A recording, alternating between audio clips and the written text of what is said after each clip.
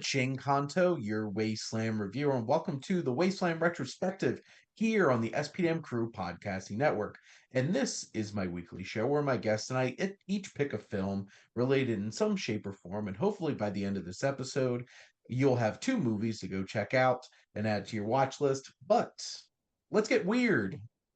And in honor of the late, great David Lynch, we are going to be talking about Blue Velvet and Eraserhead. And I'm joined by my buddy Luke. Luke, thank you so much for coming on. Always a blast, Shane. And yeah, let's get weird. Let's get weird. And we're going to start with 1986's Blue Velvet. The discovery of a severed human ear found in a field leads a young man on an investigation related to a beautiful, mysterious nightclub singer and a group of psychopathic criminals who have kidnapped her child. And this is indeed from writer director David Lynch and starring Kyle MacLachlan, who basically was in like half of David Lynch's Yeah. projects. Laura Dern, Isabella Rossellini, and Dennis Hopper. And good for Isabella Rossellini for showing up to the Oscars last weekend in a Mm-hmm. blue velvet dress, which was Yeah. just like He dated chef's her kiss. during 4 years of from 86 to 90. So during this movie, he actually dated her. So yeah. It's very interesting. hmm What would it be like to have dated David Lynch? Well, all women that have been in his movies have nothing but great words to say about him, no matter whether they dated or not. So he seemed to genuinely be a great guy. Just a Like they little just weird. kind of I don't think it's weird. I think he was a bit of weird guy, but that doesn't mean he would be creepy guy. He would just he awesome guy. Like No, I'm just saying he was a little weird, yes, yeah. and that's perfectly fine. Mm-hmm. Many of us are a little weird. Mm-hmm. And Isabella Rossellini, very, very, very talented Nepo baby. Oh Um, yes, the ultimate one. and then there's Laura Dern. So talented Nepo baby. But we're not here to talk about people's lineage and how they got into Hollywood. But Luke, Correct. what are your thoughts on Blue Velvet? So this has been my second time. I really wanted to rewatch it because on the first time I watched Blue Velvet was when I was maybe 14, 15, so a bit too early.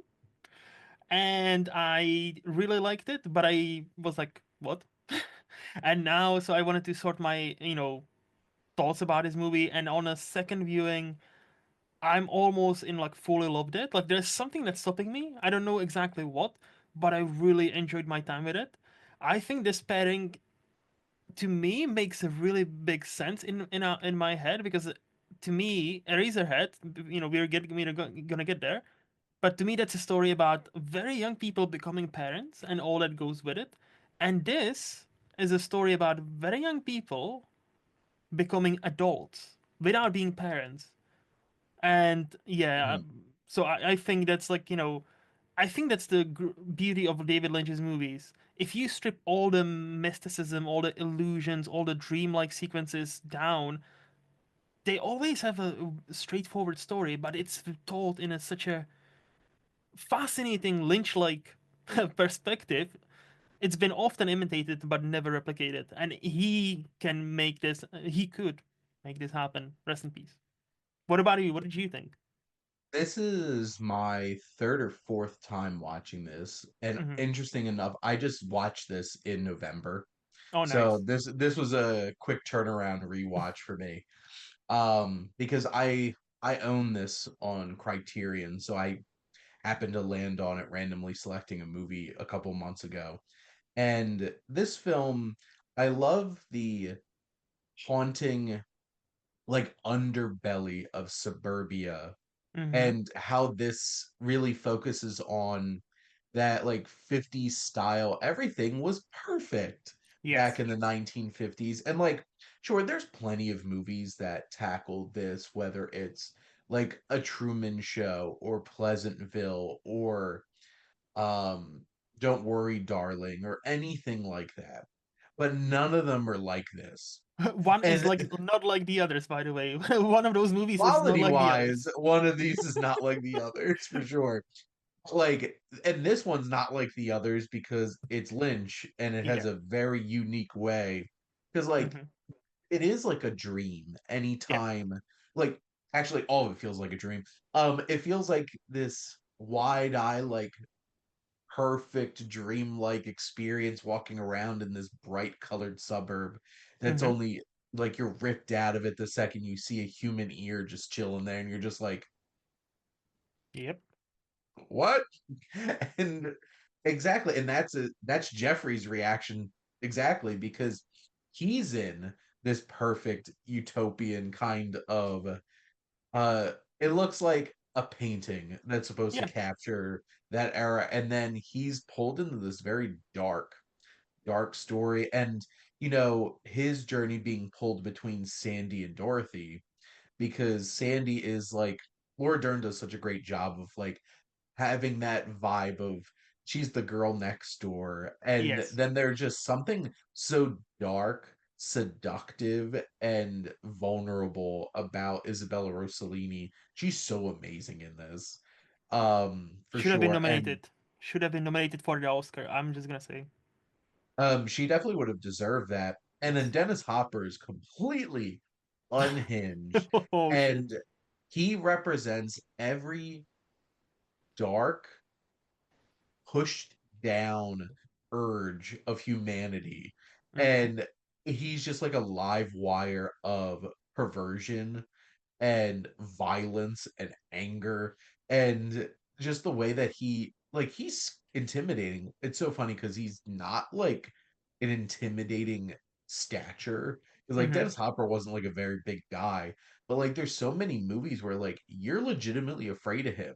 Yep. Yep. And especially here because he's so unhinged and you don't know what he's gonna do.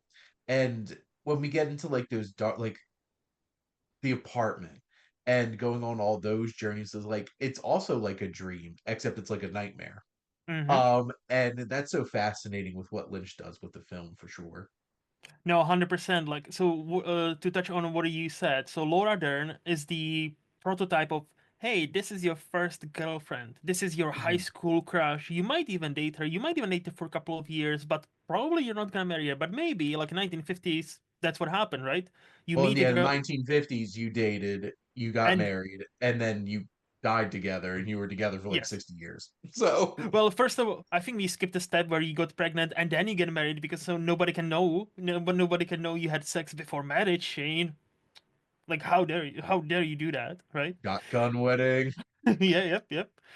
To contrast, Laura Dern, this like innocent sweetheart, this kind of like almost a ditzy character in a way because Mhm, she didn't have the life experience, right? And she like Laura Dern plays her beautifully mhm, with somebody so dark, mysterious, dangerous, a bit twisted, like mhm. Isabella Rossellini is. Like that scene where they have the like the rape scene, but she's kind of into it, and she asks him to hit her, and then like she asked Kyle MacLachlan's character also to do the same when she understands she is safe with this young guy, right?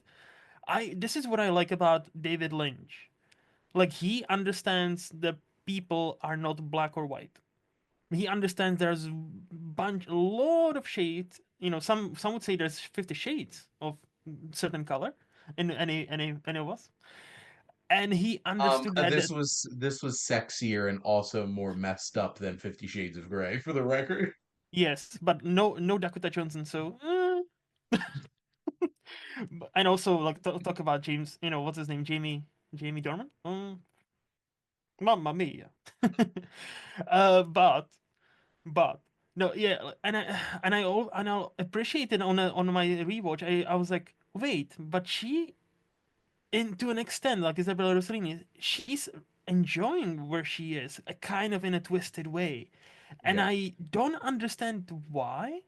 If she's been stuck in this cycle for a while, or if she's actually the force behind it in a way. And this is the thing with the Lynch's movies. The older I get, the more I don't need to understand them. I'm there for the vibes first, major, and second for Lynch's understanding of.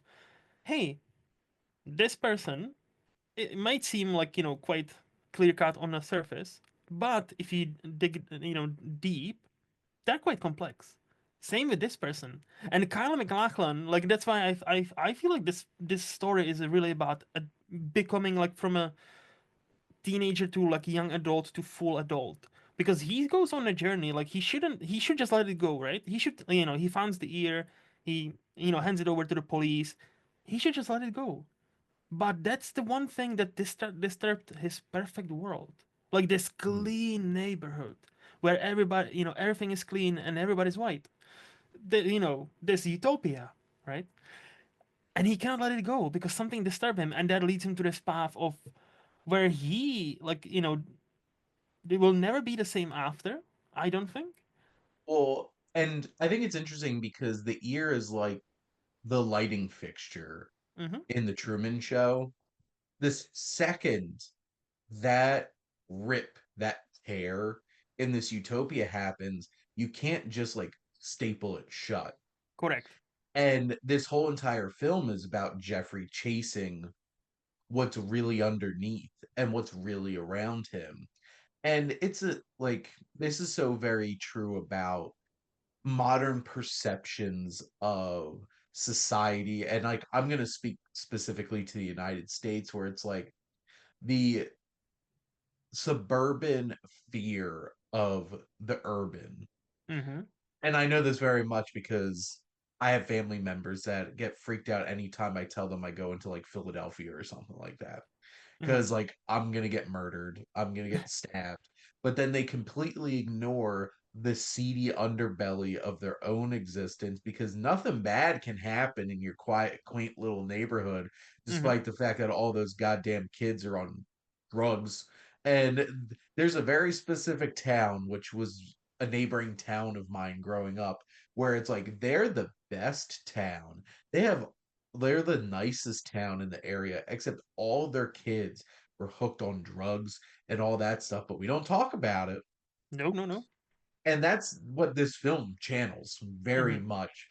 And there's something very interesting in Dorothy's experience, because one, we're hooked the second we see her on that stage, Yes. and she's seductive, she's talented, she's alluring, and Isabella Rossellini just channels that magnetism.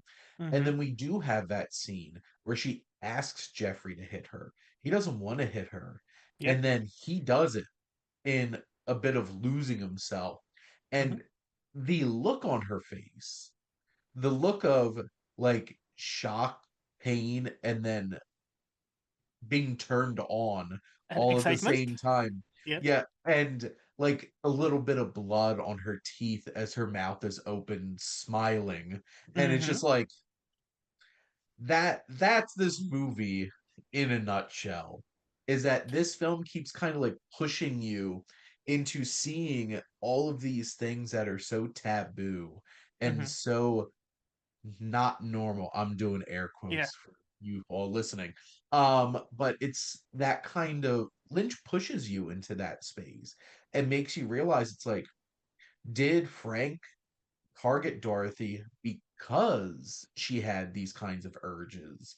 And or is it like this is opening up things that she never thought she would like in the first place? And I think that's kind of what's happening with Jeffrey, is that Mm-hmm. his milk white existence is being challenged, and he's starting to realize like, maybe I'm not so milk white, and I'm And enjoying some of these things. yep. And except when Frank beats the holy hell out of him, uh, which that sequence is so uncomfortable and Mm-hmm. terrifying. I'm like, they're gonna kill him. Yep. I know he's not gonna die, but they're gonna kill him. See, talking to you now, I have two questions. So first of all, I haven't even considered it until now. So first of all, is it possible? Again, this is my just dumb imagination or dumb interpretation. Is it possible that the Isabella Rossellini and Dennis Hopper relationship, in air quotes, is actually just like, Situationship. yeah, just very very situation, like, yeah. is it possible that it's some sort of fucked up role play? That it's not really because like she always lets him in. She always smiles after he does like awful things to her. And she like even when she's not with him, she's still seeking those things out. So is it possible because and again, this is I think this is the kind of like twist on the expected. Because when you see a rape scene or when you see women being hit, it's always like, oh, poor woman, poor woman. And obviously we're not gonna take it lightly, those things are fucking horrible. But and Lynch takes it and like, but what if she actually is the one who has the charge here? Again, she might not be. I don't know.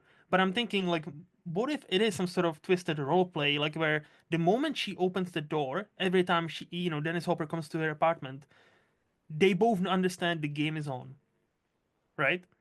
Again, I don't know. So I definitely think that's the case with her and Jeffrey, where she wants him to get into this and play that game with her.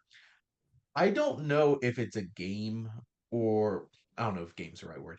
I don't know Hmm. if it's a performative thing for Frank or not. I feel like I think it's No, no, no, not for Frank. No, no, no, not for Frank. But but for their specific. relationship, for their relationship. Like I think Frank needs it to get off, right? Yes. But my question is, and my point was, I don't think because first time I seen it, I was like, damn, she feels trapped in that, and she doesn't know how to escape. But on a rewatch, I'm like, are we sure she's trapped in that relationship? Are we Well, sure? and I think the challenging thing is because it obviously started with Hmm. this kidnapping, Yep. or did it start with the kidnapping? Mm. And like they were in this dynamic and he, did kidnapping to seize more control over the Hmm. situation. Because that's the thing, there's not a whole lot of backstory Correct. on this dynamic between Dorothy and Frank. And there's a lot to open up to interpretation on exactly what the string of events were that led to this situation. Hmm. Because at the end of the day, I guess that's not the most important piece of the story. It's Hmm. how Jeffrey comes into this story. But it is an interesting thought on what's the real root dynamic of Dorothy and Frank. But obviously, at this point, when we Hmm. come into the story, because we're Jeffrey, Yes. so Yes. we come into the story, we're all innocent, Hmm. completely innocent, and all of this is so shocking to us. So innocent. Uh Yes. so innocent. And at this point, both of them are getting off on this, Hmm. obviously, between Dorothy and Frank. Obviously, Frank is a sick, sadistic, disturbing individual. And just I can't even imagine what Dennis Hopper's thoughts were when he was given a script for this and read some of the dialogue that he had to deliver, but he commits to it and he nails it for sure. But I think at this point in this dynamic, even with like the looming kidnapping, and obviously Dorothy is afraid Hmm. for her loved Hmm. ones, but she's at least getting pleasure on some level out Yeah. of this dynamic between the two of them. And obviously not And later on in the movie, as we see yeah. her in the pivotal scene. That's Mhm. totally different, and I think that's where this relation, unfortunate kind of, I think role play, with somebody as sick as Frank has That's why we gone. need safe words Correct. Boundaries. and safe Consent. words. It's yes. But my other point, when you said, "Oh, we are all Kyle MacLachlan's character," that was my other question when we were just discussing it now. What's what do you think this movie says about him growing up to maybe be somebody like Frank? I think well, and I think this is a very important piece to this is that no matter how much we want to admit it, I think all of us have a little Frank in us. Oh yeah. And I think that's exactly like what Lynch is getting at is that we all have this in Hmm. us. It's just how far are we going to go Hmm. into self-realization of some of those urges and stuff like that. Yep. And, some people are very comfortable and open about said urges, like Frank. Hmm. He's just, like I mentioned before, he's a live wire. Oh He's yeah. like an open nerve of any kind of feeling or desire that pops up into his head. But I feel like for so many of us, it's like it's one particular situation that we get put into kind of opens up an experience for us that maybe it's like, oh, I didn't think that, I'd enjoy this. And I think this film is very challenging for those that are not sex positive, Hmm. because like if you're uncomfortable with sex and eroticism and sexual pleasure, then this movie's gonna really push your buttons Oh yeah. because it's gonna really make you have to perceive those things.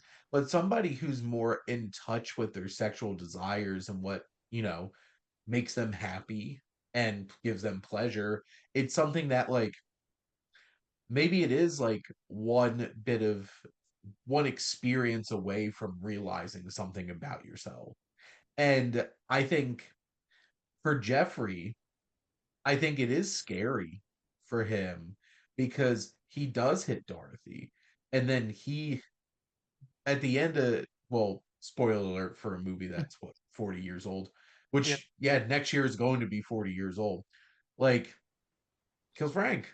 It's just Hmm. like that pushes him to a place where it's like, he does things in this story that he probably never would have dreamed possible for himself. And I Hmm. think that's why Kyle MacLachlan's such a great casting choice, is because he just looks like the kind of kid that has never done anything. Hmm. And then he's pushed into this situation. And because like him and Laura Dern look like the perfect portrait of a young innocent couple, and then this pushes them places and challenges them. But I think Jeffrey's pushed into a place like he's growing up and realizing that like maybe there's some things about me that I didn't fully understand, and it can be scary. And hopefully he doesn't go full blown Frank, because Hmm. going full blown Frank, which is I think the dangers of giving in to every little thought or urge that comes into your brain, Isn't good. which is not good, which I think there are people in, let's just say, of great authority and power in the world that, just give in to any little urge that pops into their head. That's not how you should be going through life. Nope. And that's why Frank's the villain in this. Correct. Even though that we all have a little bit of that in us, we realize like you can't just completely give into every single urge or every single thing that pops into your brain. We all know people like that, Hmm. Yep. but But yeah, to your point, how he's like a firecracker. Like, so I had to look it up because I remember reading about this. So the word fuck is used in this movie 56 times, and all but once by Frank himself. Basically, every single sentence he says has the word fuck, which yep, I'm like, it's like, it breaks that monotone with like, like all cleanness. And my last point, I'm like, for me, this is why I said it's a story about like young adults becoming adults, because I think the important part on especially Kyle MacLachlan and Laura Dern, to an extent, because they lived in such a clean, nice, white neighborhood, they were also shielded from like quote unquote the real life, right? yep, And this is the first time something shooks up their world. So you might see them. I think like this is such a great movie because you can see those characters then questioning their entire world and maybe try to pretend to go back to, hey, this is what we know, this is what's safe. But deep down it'll be like, hmm, that was some twisted shit. And yep, some of it I liked. Oh shit, what does that say about me? yes. And Well, and this is my little PSA here. mhm, So, my little perspective on things. This is why you shouldn't completely shelter your children. correct. Because here's the thing, they're going to find avenues in life where they're going to confront things like this.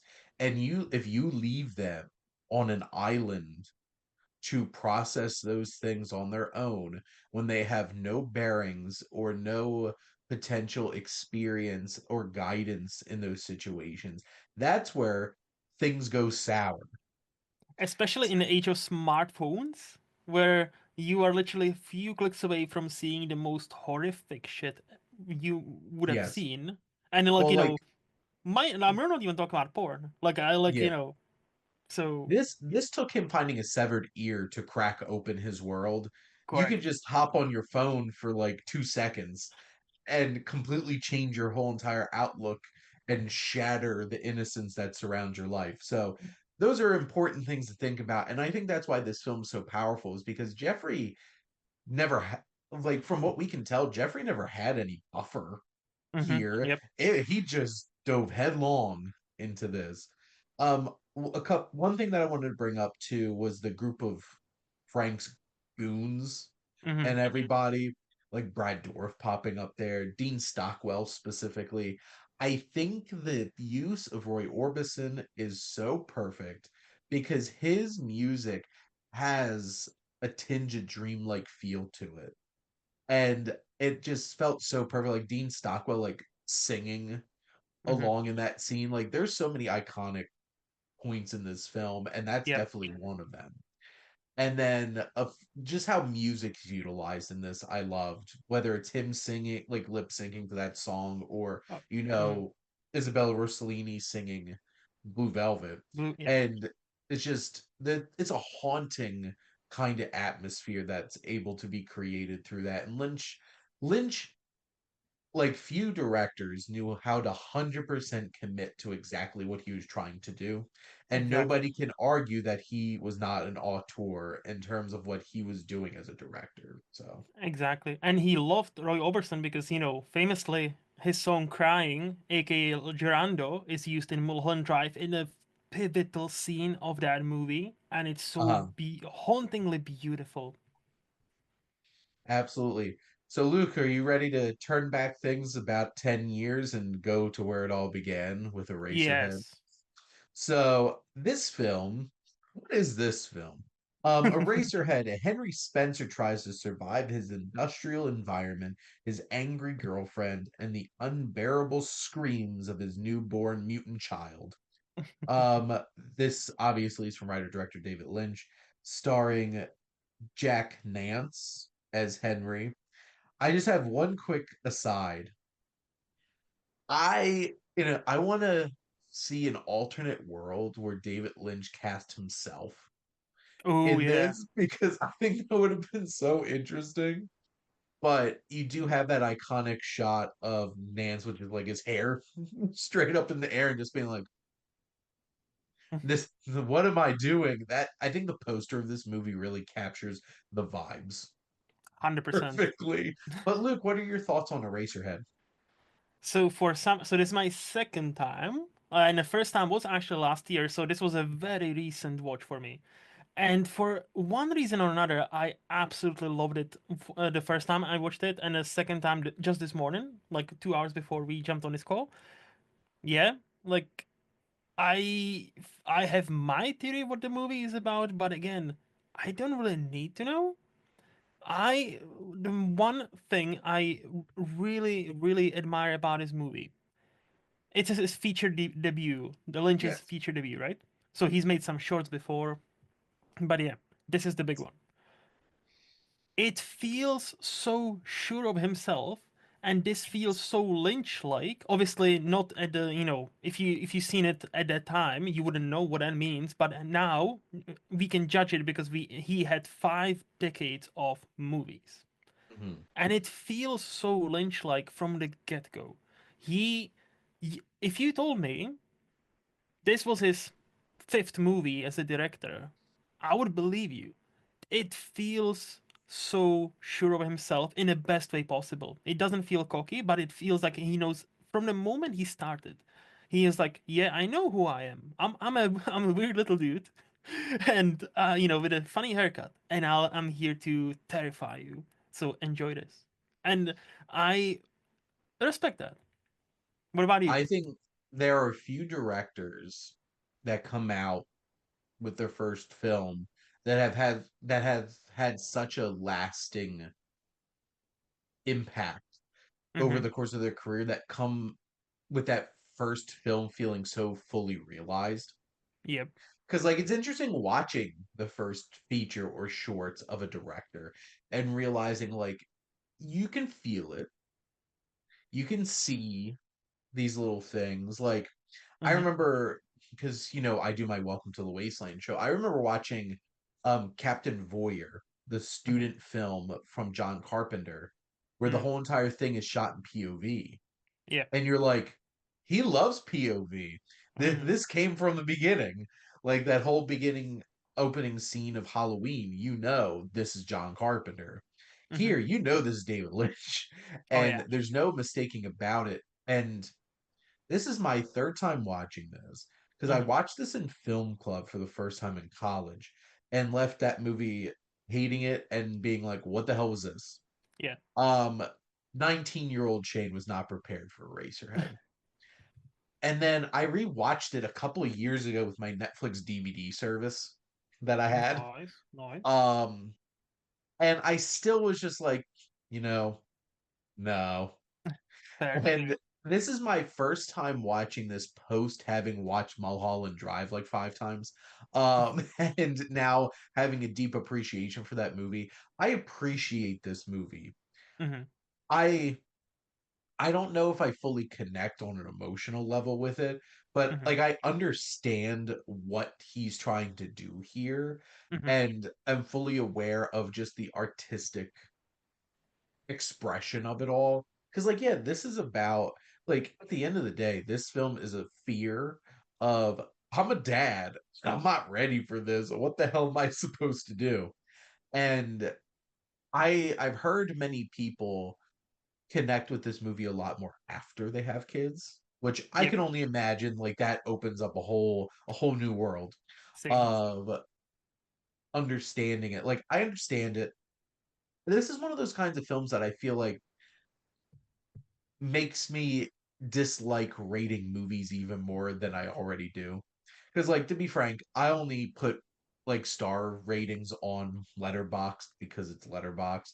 Mm-hmm. Um, like I don't even rate movies on my YouTube channel. I stopped that like years ago, and I Mm-hmm. still get the occasional commenter like literally just yesterday, what would you rate this on a scale of 1 to 10? I'm like, it doesn't matter what I'm gonna rate it. I just told you what I thought of Yep.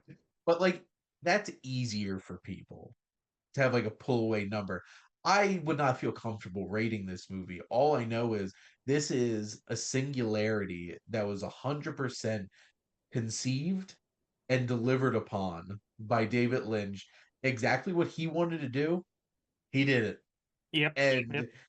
it's eerie, it's haunting, it's so dreamlike between this and The Elephant Man, I would have loved to see him do more black and white films because Oh yes. God, it's so crisp. Like just the visuals of everything. And it's very interesting to watch this and realizing this does have a lot of the vibe that The Elephant Man does, just from like a visual standpoint. Obviously, not like a surrealist standpoint, because that movie's much more accessible Mm-hmm. than this, but like the visuals, just the shot of him looking Yeah. dazed off into the camera, actually off center to the camera, that they use for the poster, or the reveal of like the moon faced lady, and just all of these things, and the whole of the literal eraser head part of this, and it's just like sharpening pencils and like they're coming on out of this machine. It's just like, what is this? Where did you conceive this? This also reminds me of like I would never be able to come up with art like this. Like my brain does not work in this way, but it's fascinating watching people whose does and seeing what pops out of it. I think few are able to produce this kind of art to that quality.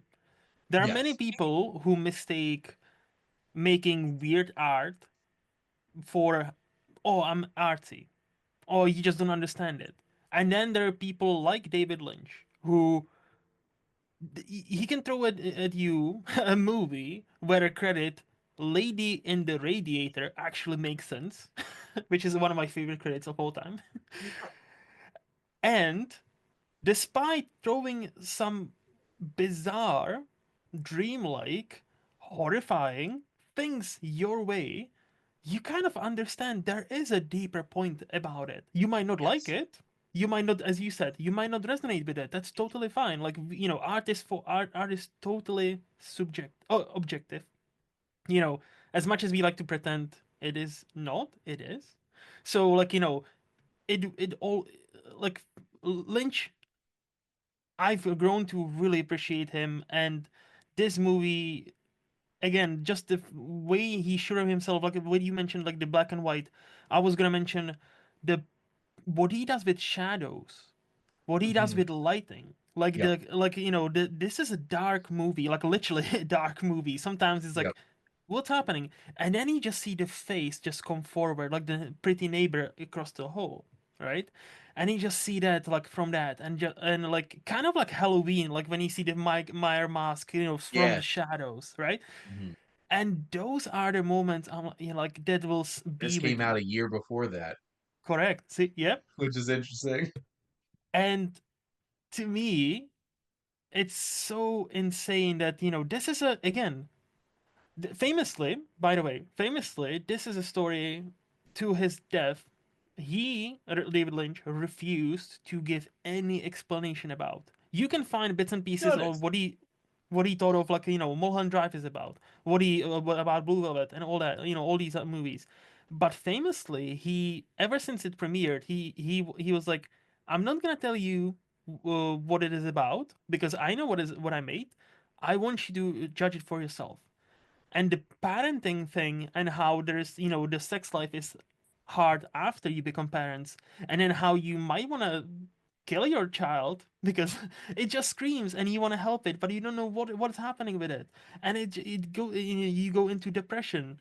And this movie, like now, it's being open and talked about how it's very hard for new parents, and it's normal to feel like, am I failing, like is it normal for me to feel like sometimes I would love to strangle this child because like it always fucking cries.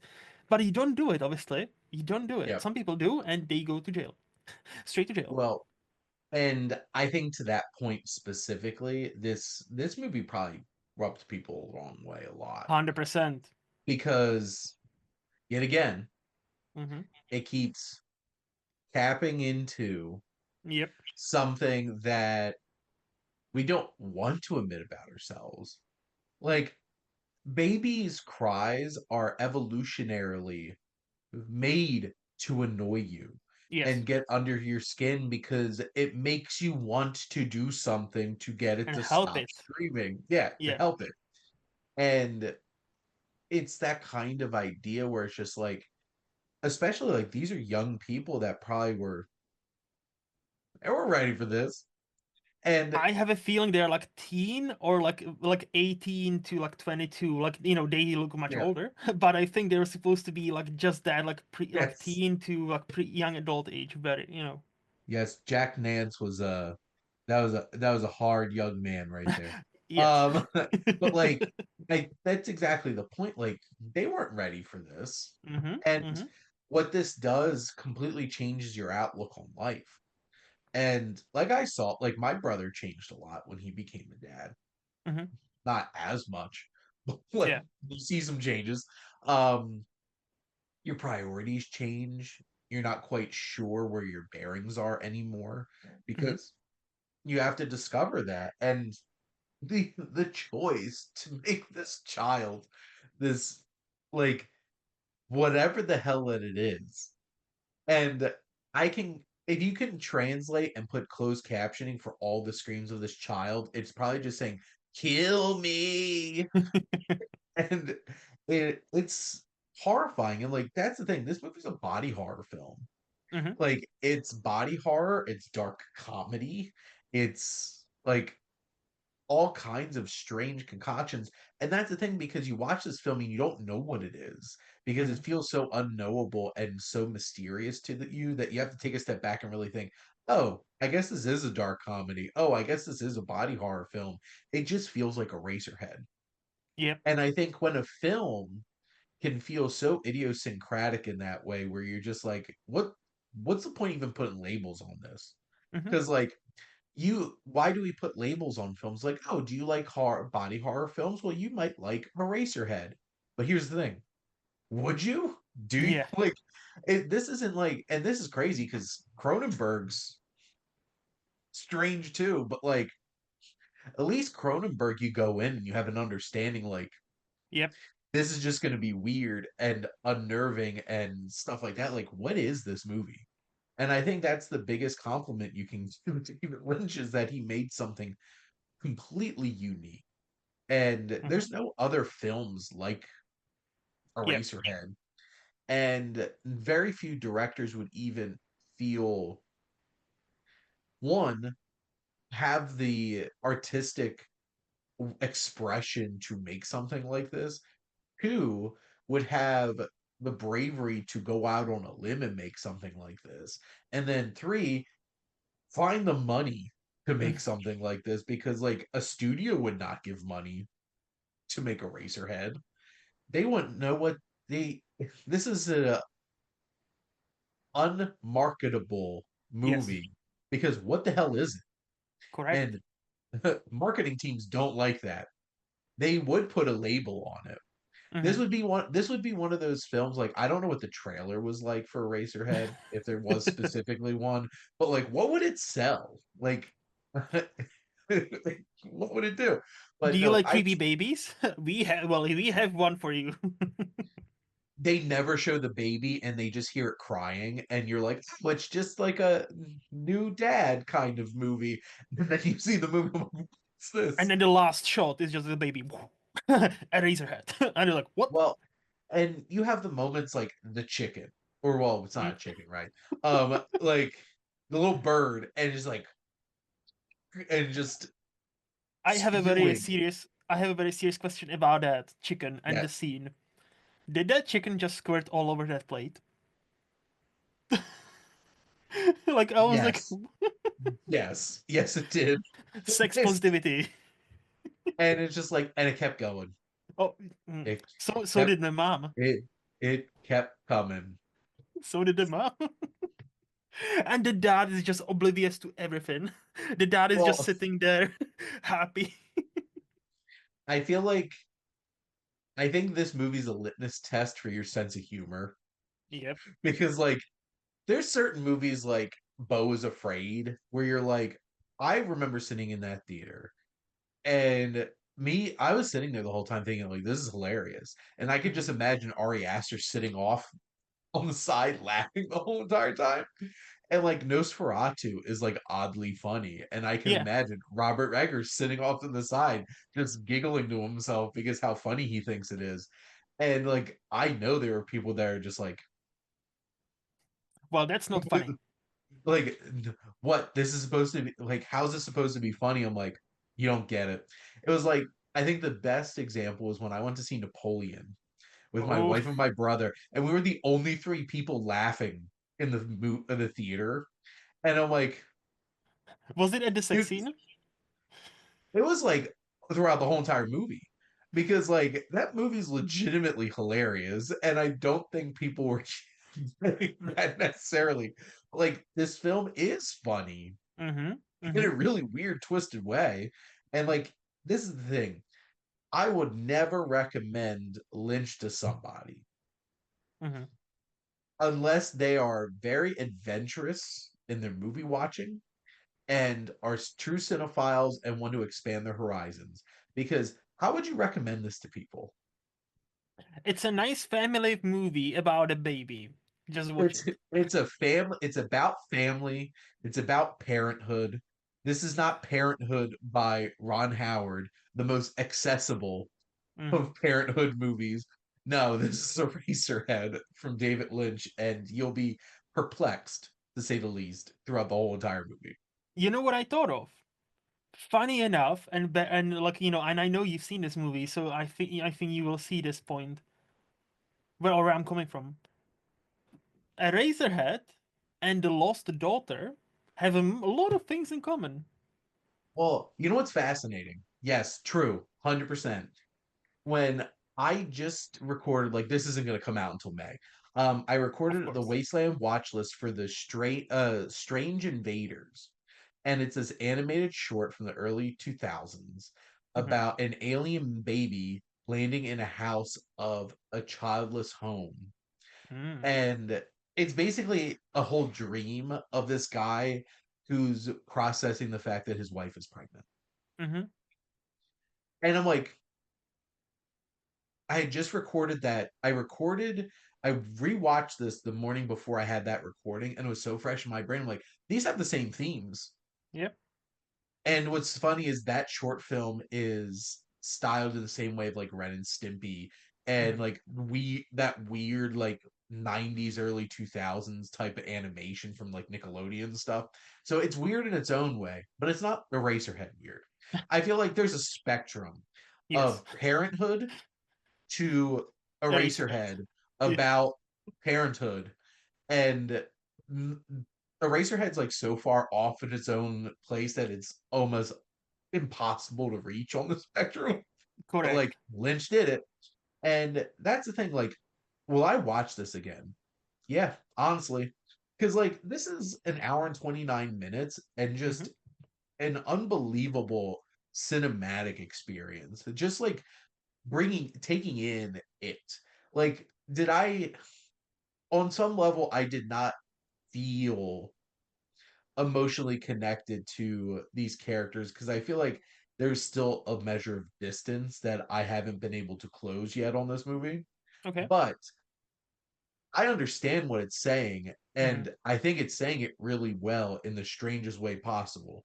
And also, it's just from like a cinematic standpoint, the sound design, the sound mixing, just the Hmm. atmosphere of it all is Yep. fascinating. And like, if you love film, like, how can't you love just the experience of just seeing something so bold and ambitious come to life? So that's where I'm coming from after watching this 3 times. Like again, So I'm only on a second time, right? But this time around, I did pick up on that, like there's a parenting theme, but I think genuinely this movie, and that's why I compared to Lost Daughter, is also so challenges you in like a very weird ways, like this dinner scene, the chicken scene, yeah, like the baby scene, all that. But then it challenges you once you get over it and maybe understand it.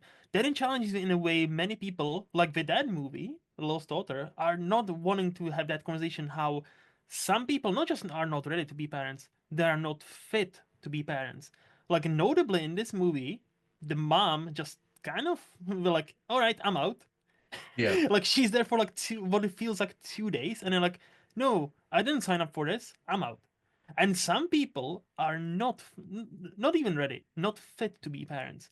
And those movies rub many people the wrong way because those characters then are perceived as selfish or yes, self-interested and like evil. How dare you? The children are blessing from the god and all that. But I'm like, no, do you see the people we have around us? Some people have been brought up by people who fucking hated them. And it was not their fault. And they shouldn't have. And I think Eraserhead, to a point, talks about that as well. It's a very packed movie. And then that's even before we go into the lady in the radiator and the god? Question mark? Watcher? What? I don't know what that was, but I'm like, I it's like a it. lot too, and I'm always watching. Yes. It's And just I'm like, Jeffrey Wright's voice comes in out of nowhere. It's just like we're watching What If. Um, it's I think this is similar. That's the thing. All Lynch's films are challenging in that mhm, way for the most part. In the same way that Blue Velvet challenges you to come to grips with the fact that there's deeper, darker desires in you that sometimes, like most of the time, you probably don't want to confront. This film confronts the fact that, like, hey, not everybody is equipped enough to be a parent. yep, And honestly, some kids wind up better off because they didn't have a particular figure in their life.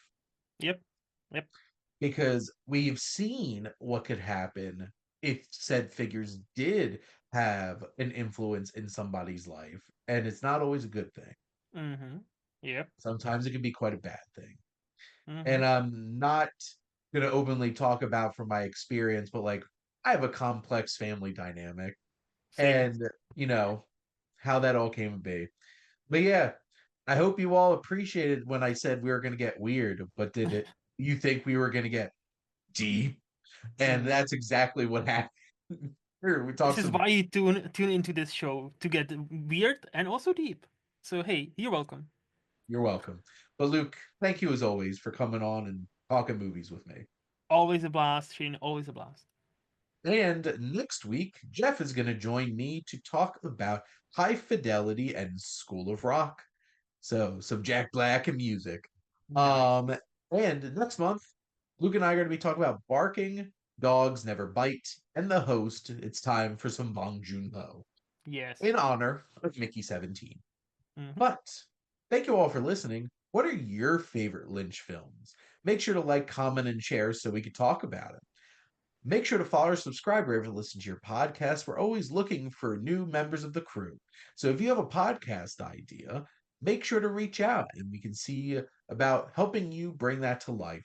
Or if you're just perfectly happy being a guest on some of these podcasts, it sounds like Luke and I both have a popular show apiece, Luke's Flicks and Chill and my Me. Wasteland watch list. So if you want to talk about life and all kinds of stuff, go to talk with Luke. And if you want to play some movie roulette, come on to the Wasteland watch list.